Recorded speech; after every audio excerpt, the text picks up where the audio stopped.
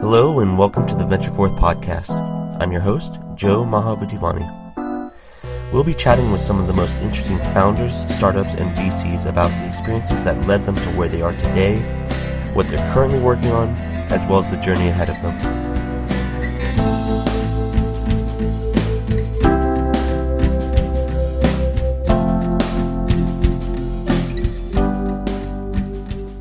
On today's show, we venture forth with Ian McHenry, co-founder and CEO of Beyond Pricing, an essential revenue management and dynamic pricing product for the short-term and vacation rental owners who list on sites like Airbnb and VRBO. As a social leverage portfolio company, I've known Ian for about a year and a half now, and he is quite possibly the most interesting founder in the world. His background includes investment banking, consulting, solving rural poverty in Africa, sailing throughout Southeast Asia, and even a bit of winemaking. I seem to learn something new about him every time we reconnect, and so I'm really excited to welcome him to the show and learn something new. I forgot to bring you a bottle of wine. I'm sorry. I knew that was the whole purpose of this. Anyway, thank you, Jeff. Really great to be on your show. Can you tell us a little bit about yourself? Oh, wow, that's a broad question. I think you covered most of it, man of many talents. No, like I said, I run Beyond Pricing, and we're software for vacation rental and Airbnb hosts, help them dynamically price. Do you want the whole story? Oh, absolutely. Okay. I think it's most interesting. Grew up in a small town called Claremont, California, in Southern California. It's a big college town. Went to public school there. I was a runner. Then, for some reason, decided to go out east and go to Princeton because it was the most unexpected and opposite thing I thought I could do versus public school in LA. And went out there, studied politics, ran a business actually on campus. I don't think you had that one. Called the Newspaper Delivery Agency, which did $250,000 of revenue and ran us a nice profit there, which was my first real revenue, I guess, entrepreneurial endeavor, unless you count selling baseball cards and lemonade. Then, like you said, after college, I did what a good Princeton man does, became an investment banker, and then did the other thing that Princeton people do, and became a management consultant, ran out of those types of things, and eventually started Beyond Pricing. All right. 3 years ago now. So from the typical Princeton to iBanking consulting life to life on the open ocean.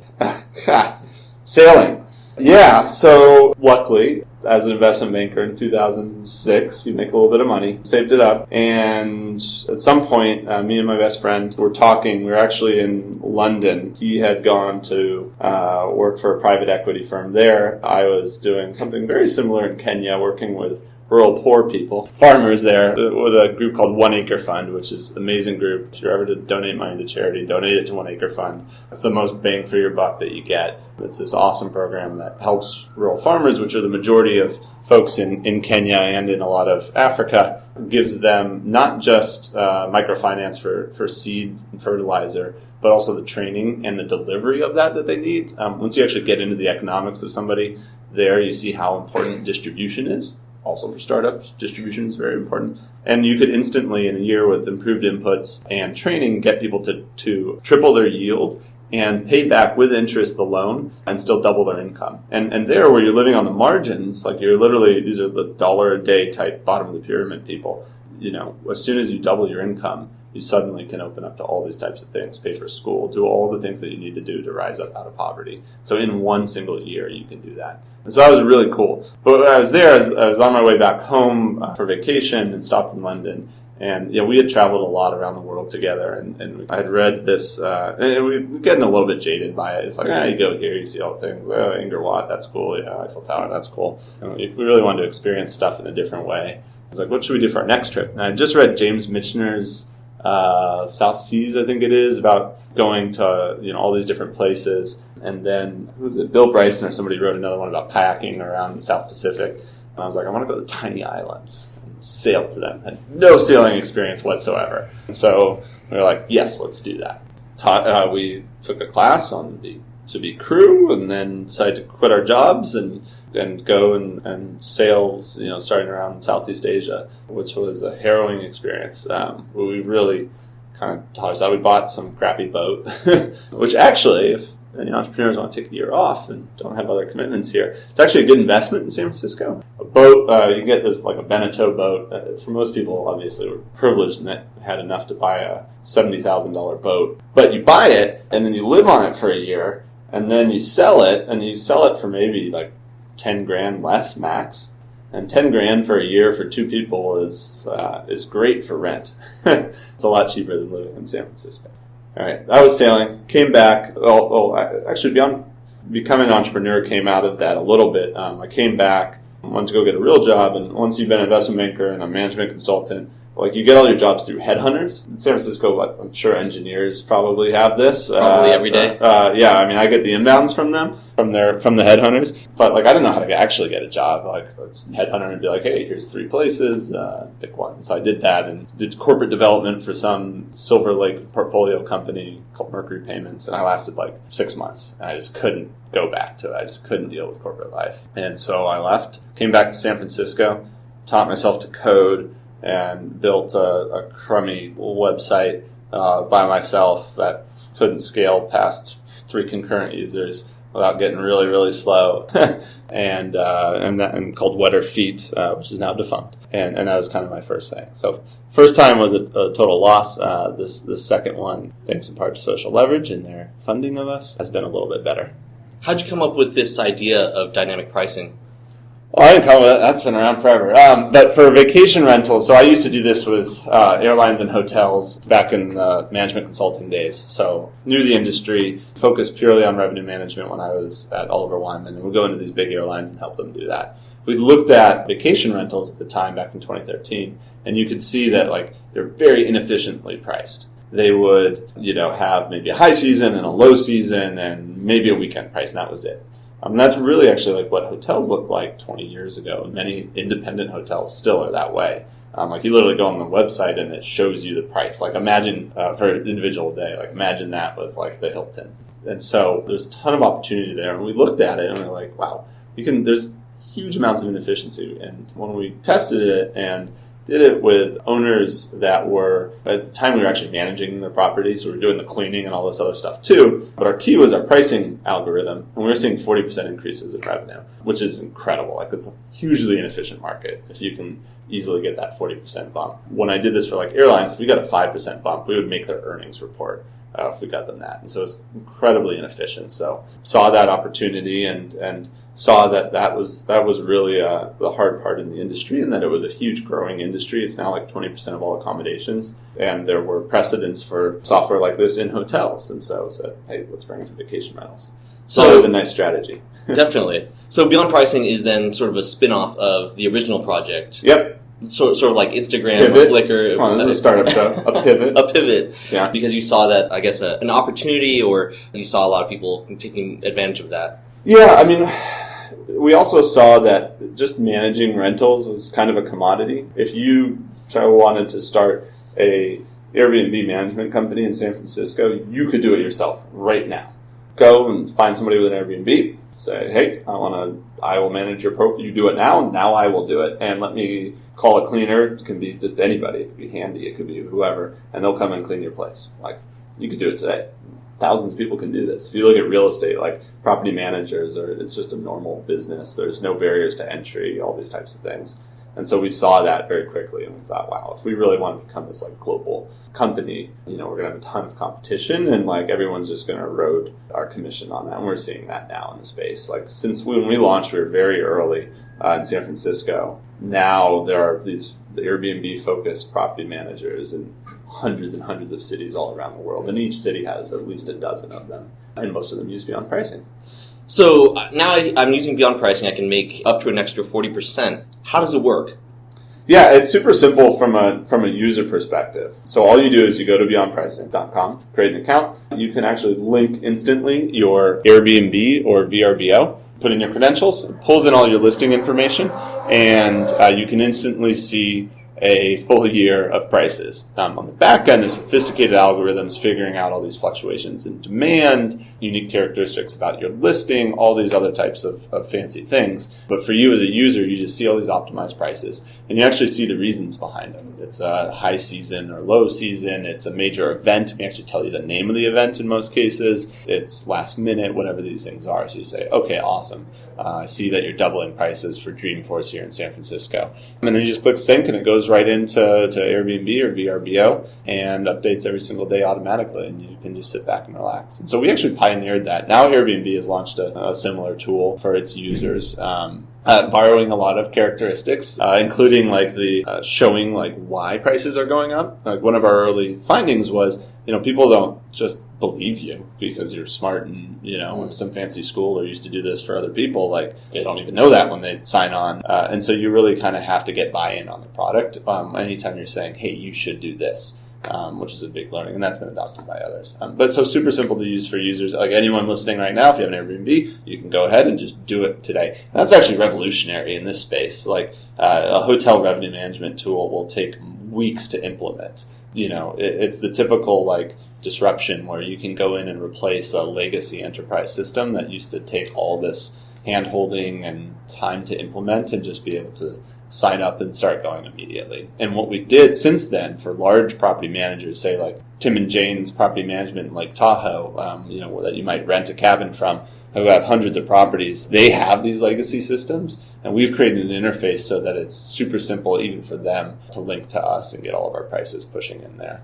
And that's what we've concentrated a lot on. So I used to be an Airbnb host and used their own pricing tool. And the thing that really frustrated me was that sometimes it would suggest prices that I thought were too low for my apartment in San Francisco. Sure. And then I would price it higher and I would have no problem getting bookings.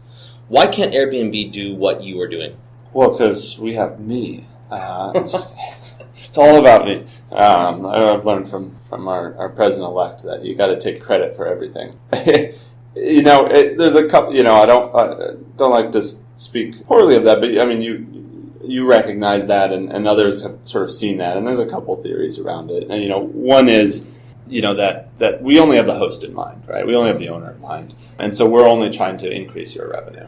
For Airbnb, they have the host and the guest in mind, and they want to expand their market share in the whole accommodation space, right? Now that's dominated by hotels, Airbnb wants to get there. And similar to how Uber and Lyft kind of, beat out taxis, it did in two ways. One, taxis were ripe for disruption, but, one was making it easier to hail a cab or hail a vehicle. And the second one was they made it cheaper, right? Airbnb can get to 10x their size by making things cheaper. And so by suggesting prices that are lower than you can actually get, that should, in the long term, help them go from 1% to 10%, rather than optimizing that 1%.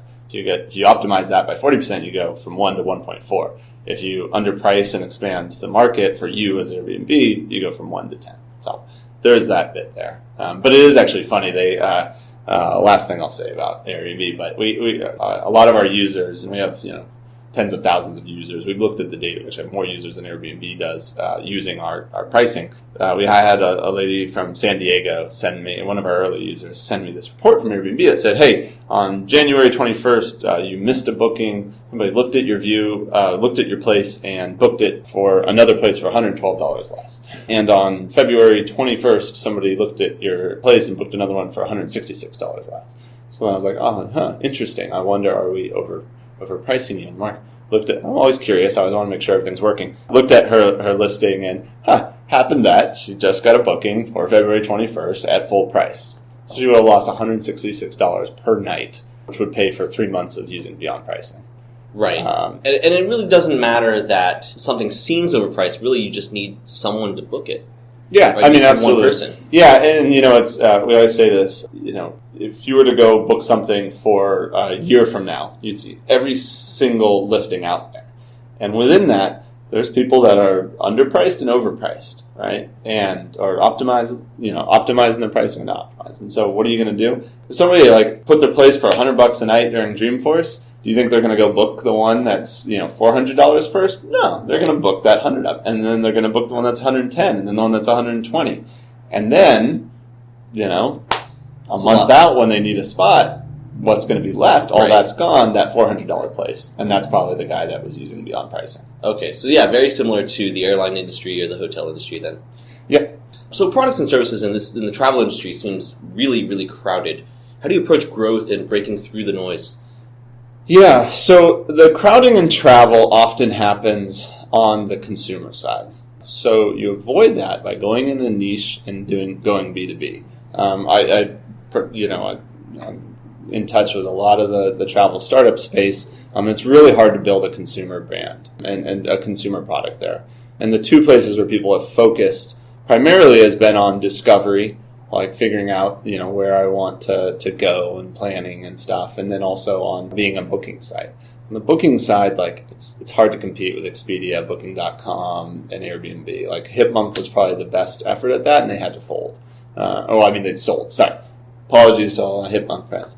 They sold to Concur, but I know they wanted to be the next Kayak. They wanted to be the next Expedia, right? It's very, very difficult on that consumer side to do that. So if you're going to do consumer, figure out the right niche and the right value proposition that's so different that it's going to, everyone's going to use you. Hotel Tonight's a good example, right? Like Sam there brought something that didn't exist before at all, and it was revolutionary. The defensibility has been tough, but I think he's actually cutting it there, and everything's going really, really well for him. So that's like a great success story. That was very distinct. It wasn't just like, hey, Hipmunk was able to say, hey, they have a better user interface, absolutely, right? And I think the trap everyone falls into is, hey, look at VRBO. God, their user interface is so terrible, right? Well, guess what? Well, Expedia bought them, and now it kind of looks like Expedia and HomeAway.com. Yeah, they fixed that. It's not hard to fix a user interface, right? There has to be something else that's wrong with something if you're really going to attack that. And so that's where it really gets crowded. We looked at it, and we saw, hey, there's this thing that's not that sexy. It's pricing. B2B, you're a business as an Airbnb host. And it really is kind of the pipes rather than that sort of front end. And so try to look at that. And the second part is talk to people in the travel industry. They've seen it all. They know it all. Some people have ingrained ideas, but a lot of them really actually have seen lots of things tried and lots of things failed, and they can really give you insight into why those have failed in the past. That makes sense. If you don't come from travel, find someone that has been there. And I've benefited greatly from a lot of mentors from, who are early days at Expedia or TravelZoo or TravelClick or any of these, Sabre, all of these guys that have been in the industry for 30 years. So you guys have now tens of thousands of users. Yep. Can you talk about how much in bookings you expect for 2017 or even how much you've done? Yeah, so we're now approaching $200 million worth of bookings priced by our platform, which is great. We'll see. We're hoping to triple next year, so that's always the goal. But yeah, really our goal is in every market to get an increasing percentage of the market using us. And we've already seen that in Japan randomly. We're quote big in Japan, but we were there very early, and the market we got into the market very early, and the market grew very quickly as Airbnb's fastest growing market. And so there, we're already moving the market, like the average prices there follow our curve. Which is pretty cool. And the goal is to have that happen in all the other 400 top markets in the next 2 years. And are they discovering you in places like Japan directly through search or direct sales? Oh, man. User acquisition. So we were early. We got tons of press. Like, you read any of these like growth blogs. Like, if you follow Andrew Chen actually has this great growth blog from early on, and I've followed that for a lot of the period, which is you have early growth, right? And that's just hustle, right? That's like blogs. You do the blogs, you get SEO, you master all your keywords, like you test Facebook ads, you test SEM, you do all these types of things, and you just create awareness about you. And then all of those people feed your website, and then they start using it. What's especially hard with us is it's a brand new category. Like people searching for how to price my Airbnb, nobody's searching that. Like 3 years ago, nobody was really searching that. Now, actually, Airbnb launching their own helped. Like we saw when they launched it, you can look at the Google trends. It bumped a little bit. But you can instantly see, is SEO a good strategy by seeing what are your search terms, how much competition is there for it, and is there a lot of volume? And for us, there's like no volume. So when you have a brand new product, it gets a lot harder. And then you need to find like who are the evangelizers in the space. And really, like we've found that we are the evangelizers. Like people come to us not just for pricing advice, but for advice on, hey, what property manager should I use how should I improve my listing description? Should I do all these sorts of things? And so that was really, really tough for us. Now that we've gotten traction and we've really found our key market, it's not actually these individual Airbnb hosts. It is these property managers. They control about half of all the inventory in the world. Everyone thinks of vacation rentals and they think, Airbnb, but right. Really the majority of it is on Booking.com and on VRBO, especially in terms of bookings and volume, because all of those 2.8 million that Airbnb has, 40% of them have 0 reviews. And the rest of them only have a few reviews because it's people when they go away for the weekend or for a month, they put it on. Whereas vacation rentals in markets like Tahoe, Destin, Florida, all these types of Chamonix, Ibiza, all these places, they've been doing this for decades. It's actually a much bigger market. And they are all run by property managers. And so they're big enough that we can do direct sales to them. Interesting. So besides Airbnb and VRBO, what other platforms does Beyond Pricing work for? Yeah, we actually work with every single platform indirectly. So just like with hotels, most hotels will have the property management software. It's like a point of sale system, right? Or if you're a e-commerce person, like you'll have your Shopify or whatever is your central system where you keep all your inventory. And then that'll distribute out to Amazon, to eBay, to your Etsy store, whatever it is. Same thing with hotels. They have a property management system, and then that distributes out to Expedia, to the local travel agent, to everywhere. Vacation rental managers have the same thing, and we link into the largest ones there. So via them, we're on TripAdvisor, Booking.com, or go to every single possible one, and we can connect to all of those, everybody out there. We have built some direct connections for individuals between Airbnb, HomeAway, and VRBO, which is the same essentially now. And those are the two largest. And we just launched, we've had HomeAway for a while, but we now just are kind of publicly launching that and recommending for all of our Airbnb hosts that are serious to be on multiple channels, just for security. It's like someone that relies on SEO. You worry that Google's going to change its algorithm and ruin your business. Same with if Airbnb changes its algorithm. But so yeah, Airbnb, VRBO, and we're launching TripAdvisor and Booking.com in the next month. Beyond Pricing is a venture-funded startup. Yeah. Can you talk about how much you've raised to date and what metrics investors find most important with a business like this? Oh, you tell me. You guys invested in us. We've raised we raised 1.5 mil. We raised a $1.5 million seed round, which if your audience is up-and-comers or looking to raise money, all of that. Well, two things on that. One, when people announce it, they could have gotten the funding like a year ago.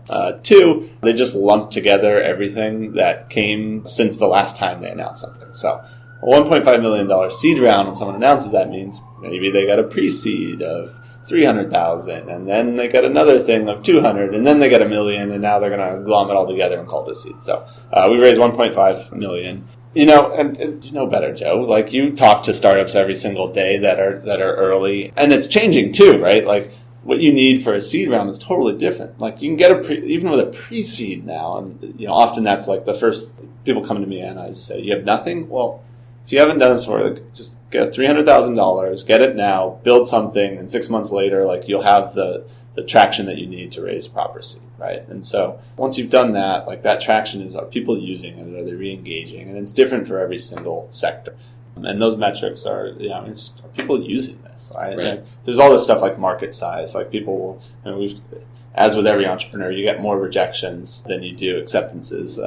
And all of our objections have always been, I don't think the market's big enough. We're like, that's a $100 billion market. Like, but Airbnb owns it. Well, actually, they're actually a fairly small section of it.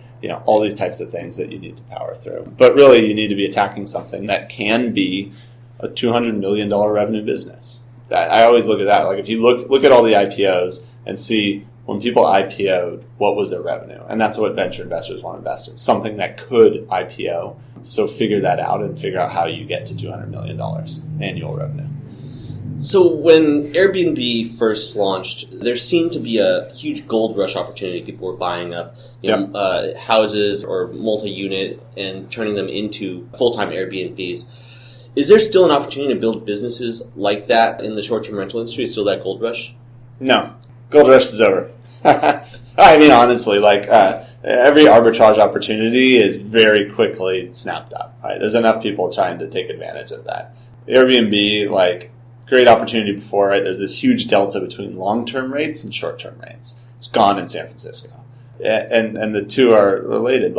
Here, because so many people are moving here for tech jobs and for all this other sort of stuff, your monthly rent now on a one-bedroom is approaching $4,000, right? For a vacation rental, the average one-bedroom revenue, again, there's low season and high season. You got to remember that. Right now is not so great in San Francisco. It's even worse in Chicago. The monthly revenue might be $4,500.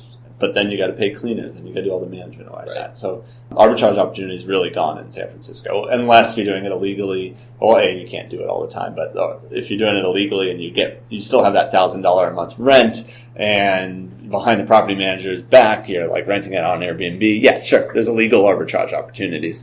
But then in other places, like where it's still mostly legal, like in Japan, we saw this, right? Which was, there was this huge delta when things were going for, one bedroom was going for $150 a night in Osaka or in Tokyo, but then the inventory tripled. Like, everyone was like, wow, I can make so much money. They all turned their homes into vacation rentals, and then it got flooded with supply, and then that went down to $70, and suddenly, at half the price, you might as well rent it out long term. And so then the arbitrage opportunity is gone. And then it's really, then you get back to, traditional, then it's just static. Like, the cap rates on those real estate investments are just more normal, right? Right. And that happens with most opportunities. Yeah. I do remember the time when, everybody suddenly became an Airbnb property manager and were buying up whatever they can get their hands on. And so it's interesting to see how now the supply and demand curve is starting to normalize. Yep. Yeah, I mean, that happens very frequently. So what's 2017? What's new in 2017 for Beyond Pricing? Oh, man. I can't reveal all of it. Lots of cool stuff that we're testing. The nice thing is we're continuing to expand. We want to triple this year. Like I said, we want to try to get significant density in the top 400 markets, add more partners, add all of that sort of stuff. And so there's always those kinds of product improvements and growth of the core business. And that really is the focus here. For any other startups out there, like when you're in that Series A range, like you're trying not to launch. You've hopefully figured out what your core product is and you're trying to get it to everybody, right? That's the phase that we're at. We have something that works. We have lots of tractions. We have, everyone debates when product market fit is, but we have some product market fit. Like, let's get everyone using this. And I think one mistake a lot of people make is, great, like, people are starting to use this, like, what else can we make? And they stop there rather than doing the hard work of selling this crap to everybody, right? Like, people don't just come and Slack maybe, but even Slack probably is like, cool, we got all these early adopters, now how do we get ourselves into Oracle using Slack and like all these huge companies, right? And they'll continue to focus on that. But there should be some interesting things coming out too that'll be slightly sexier. Now that we have a little bit of funding, we can create some interesting stuff on the side. Definitely. So I'd like to transition into our quickfire round now. Okay. And that will be capped off by an opportunity to plug anything that you like. So to kick things off, what is your favorite book? Favorite book. My mother-in-law knows that I don't read books. She's a journalist and a journalism professor at Santa Clara. The joke in the family is that I don't read books because I listen only to audiobooks now. My favorite book is probably, it's dumb to say, but, that James Michener's book about the South Seas was just like, it's an odd one, right? It's a mix of fiction and fact. But it just had this sense of adventure in it. There's also this other one by Richard Halliburton that is, I'm totally blanking the name on, which is really pitiful. My wife will tell you I have the worst memory in the world. But he was actually a Princeton guy, and he sold all of his furniture at Princeton and then just went to go travel the world like back in the 30s and that. So if you see a theme here, a lot of it is very travel related. Actually, speaking of travel, you've been probably all over the world, and you are a travel aficionado. So where has been the most memorable travel destination for you? Andaman Islands of India. Don't go because then I'll get ruined. So there are these islands that are halfway between India and Thailand, out in the middle of the Indian Ocean, Bay of Bengal, I guess. And they're just wild. There's like one of the last places where there's still cannibals, actually. You're not allowed to go to the southern Andaman Islands. We sailed out there, 4-day sail from Thailand, and it's just untouched. It's incredible. It has some very secret surf breaks. It has some of the best coral you've seen in your life. There's a huge volcano called Barren Island that is just 50 miles off the shore, nobody around. You can go there and like dive right off of it while it's like active and exploding, pushing out smoke and all this sort of stuff. It is an insane place. That's amazing. But go now; it'll be ruined in a few years. One of your Nose Rider projects, which was the company prior to Beyond Pricing or Beyond Stays, I believe, was Essential Man Skills. Tell me, what is your most essential man skill? Oh, what is my most essential man skill? Well, to give context to it, this is actually prompted by an ex-girlfriend now. I'm married. But she, you mentioned this, my grandpa was actually the first chancellor at UC Santa Cruz. And at the time he grew up, he went to UCLA, but he grew up on a farm in Lompoc. He's like a farmer. His family were farmers. And so when I started UC Santa Cruz, he bought this, sorry, this is not very quick, but he bought 40 acres up in Santa Cruz Mountains. And he wanted to farm something. He ended up farming Pinot Noir grapes, which is where the winery comes from, and all this other sort of stuff. But anyway, it's I go up there and I do things that are normal to me from childhood, like chop wood and start fires, and I fix my car for basic types of things. And my girlfriend at the time was like, darn, San Francisco, nobody's able to actually, all these guys, they don't know how to do anything. They know how to code, they don't know how to actually do anything. She's like,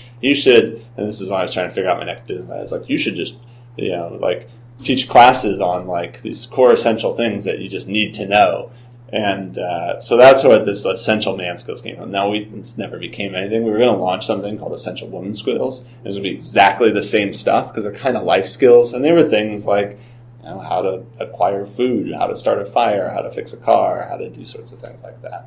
So most essential, start a fire. How's that? Fire. You can't start a fire. If you go camping somewhere and you can't start a fire, come on. Without lighter fluid. Well, one of my guilty pleasures is Survivor. So That's an essential skill that, as it turns out, a lot of those people don't have. Yeah, and it's cost them the game. Yeah, fire time. Well, there you don't even get a match. But it's funny. Going back to that, my whole family has been academics, and one thing they always liked about Grandpa's property in Santa Cruz was and all of them in general is they live their day as a life of the mind, and you're just, reading or writing or doing all this all day, and you want to do something, with your hands at the end of the day. Absolutely. Right? It's kind of a luxury for us that are all these technology workers or whatnot. And that was a lot of what was kind of part of that is I think there's a need, and everyone wants to be able to actually do something and make something with their hands, not just on a computer. Yeah, I hear that a lot from people who work in the Bay Area or in startups and get burnt out, really want to do something with their hands. And so, whether it's a foundry or whether it's an opportunity to just build a box or, go kayaking, or just make, build a house in Mexico. These are things that I think can be a nice departure from life here, which is, and I'm sure a lot of listeners know, is extremely fast paced, and you're always trying to out hustle your competitors. Yeah, and I mean, so that my wife and I just bought a house that's definite fixer upper, but there's a shed in the back. I'm not allowed to touch the house because my carpentry isn't so good, but the shed is mine, and so I can lay drywall in there and totally mess it up, and it's just this amazing playground for me. So what do you collect, if anything, and why? I used to collect baseball cards and then comic books. Thought I was going to make millions of dollars off of that. That didn't pan out. Other than that, I try to be a minimalist. I try to have as little things as possible. I purge my closet very frequently. But what do I actually collect besides rock climbing gear? That my wife will say I have too much of travel books. Awesome. I never throw away you go, you get the Lonely Planet, and I never throw those away. So if you need any, just come by my house. So we've learned about your favorite place to travel, or the most memorable. How about the least? Where would you never go back to? Oh, everywhere is interesting. Maybe most overrated. Oh, everywhere is great. I don't go to bad places. Oh, okay. I shouldn't hate on this. Singapore. So Singapore is. It's very, it's not as interesting as a couple of the other cities around it. We had a friend who was we got this great deal over New Year's to fly to Singapore. We're going to be there for 3 days. We're going to take the direct flight from SFO. So let's go to Singapore. And I was like, no way. I am not going back to Singapore. So this is my last question on the travel thread, but I think it's interesting because you like travel, you like deals. What's been, and I love these things too. I will buy any cheap flight just because once I get there, I can use that money to do really cool stuff. Yep. What's the best deal you've ever scored? Oh, best deal I've ever scored. I've gotten the $200 WOW flight to travel. Yeah, travel deals. Oh yeah. So my dad and I have this tradition. He's the ultimate traveler. I blame him for everything. Anytime like they get upset about where I'm going, and they know that my like philosophy is try to go somewhere where the UN like still is kind of there. Like I went to Timor-Leste, East Timor, after it separated from there, and like they still had the UN was still there to make sure everything was okay. So they know that that's my knack for travel, which frightens my parents. But I always say, well, Dad did it. Like when he was a kid, he graduated from college, he worked in Africa, and then to get home, he went overland all the way to like through Japan, like through Iraq and through Afghanistan. Wow. And it was a different time then. So I always blame him. But every year, he's now 77. I try to go somewhere on his bucket list. And last year we went to Burma, which we were a couple of years late. Burma was turning into Thailand very quickly. Like I said, should have gone there while it was still a little, less democratic. But the flight, I went to book it. It was round trip to all the way into Yangon from SFO for $500. Wow, killer! And I think that was 109. It was on China Eastern, I think. I've flown China Eastern. Yeah, I mean, it gets you there. And I think it was a $197 ticket, and the rest was taxes. Oh, wow. Oh, yeah. I mean, the international taxes just kill you on this. That is amazing. Yeah. I definitely want to go to Burma. I'll do a plug. So you said plugs. I got plugs now, this right? is your plugs. Okay. I don't like plugging us. Go to Beyond Pricing if you're an Airbnb host. Tell all your friends about it, yada, yada, yada. I think I got that on Hitlist. So my friend Jillian, now I'll call her friend, runs this company called Hitlist, which is an app where you can, and they also have a Chrome tab called Wander tab that shows you rates for every single flight from your like where you are, like SFO, and where you can go and how cheap it is. It's a great way if you have discretionary time or you just want to like plan your vacation around cheap flights. Hitlist is the place to go. It's really, really cool. Check it out. And that's, I think, actually where I got the $500 ticket to Myanmar. Awesome. And so before, I'd love to hear about, how you plug one other thing, which is something I've been trying to get my hands on for a while, which is where can one buy the latest vintage of McHenry Pinot Noir? Like I said, I meant to bring it. Go to Santa Cruz. Oh, here you go. Here's a plug. January 21st, you got to get this out before then, is the passport weekend for the Santa Cruz Mountains. So for those of you that don't know, there's like 45 wineries in the Santa Cruz Mountains, and they make amazing, on the ocean side, they make amazing Pinot Noir, which is what we do, and Chardonnay. And on the other side, on the, Los Gatos, that side, they make great Cabernet because it's warmer on that side. Every quarter, they have the passport weekend where a lot of small wineries like ours that aren't normally open are open. So you get to go to these really cool places, and you can buy like an annual pass for like $50. It's good for 2 years. You can go to the wineries anytime they're open and get one taste of every single one. So like $50, 50 wineries, $1 per tasting, incredible wine. I always joke that real estate agents in Santa Cruz or anybody around there should just give it out when you buy a house because it's like the best investment ever. But we're open on the 21st, so come see that. But also buy one of those passes if you live there. Everyone goes north to Napa, and it's all nice and wet, and your $20 tasting. But come to the mountains. It's beautiful. You can go to the ocean. You can do that. And you can get a bottle of McHenry. K&L used to carry it, but they don't have it in stock right now, so I'm sorry. No worries at all. I look forward to checking that out. So that wraps things up, and I'd really like to thank you so much for your time today and sharing your story with us. This has been Ian McHenry on the VentureForth podcast, and we're definitely going to get this out before the 21st. Perfect. Thanks so much, Jeff.